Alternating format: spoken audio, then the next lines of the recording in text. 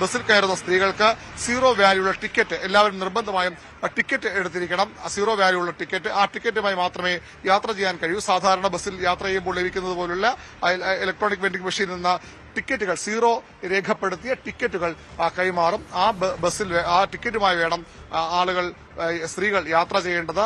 സ്ത്രീകൾക്കും കുട്ടികൾ ആൺകുട്ടികൾക്ക് 5 വയസ്സിന് മുകളിൽ ആൺകുട്ടികൾക്ക് സ്വാഭാവികമായും സാധാരണ പോലെ ഹാഫ് ടിക്കറ്റൊക്കെ എടുക്കേണ്ടി വരും. പക്ഷെ പെൺകുട്ടികൾക്കും സ്ത്രീകൾക്കും ട്രാൻസ്ജെൻഡറുകൾക്കും പൂർണ്ണ സൗജന്യമാണ്. ഇപ്പോൾ ബസ്സിന്റെ ഒരുക്കം അവസാനവട്ട ഒരുക്കങ്ങളിലേക്ക് കടക്കുകയാണ്. ഈ ബസ്സിൽ മുഖ്യമന്ത്രിയും മന്ത്രിമാരും യാത്ര ചെയ്യേണ്ട ബസ് അതിന്റെ അന്തിമ മിനുക്കുപണികളിലേക്ക് കടക്കുകയാണ്. അല്പസമയത്തിനൊക്കെ ഇത് തമ്പാനൂർ ഡിപ്പോയ്ക്ക് മുന്നിലേക്ക്, KSRTC ബസ് സ്റ്റാൻഡിന്റെ മുന്നിലേക്ക് ഈ ബസ് മാറ്റി പാർക്ക് ചെയ്യും. 8:30 തന്നെ മുഖ്യമന്ത്രി എത്തുമെന്നാണ് ഇപ്പോൾ ലഭിക്കുന്ന വിവരം. അങ്ങനെയെങ്കിൽ ഇവിടെ ഒരു ഉദ്ഘാടന സെഷനൊക്കെ വച്ചിട്ടുണ്ട്. ഈ പദ്ധതിയുടെ ഉദ്ഘാടനം നടത്തണം. ആ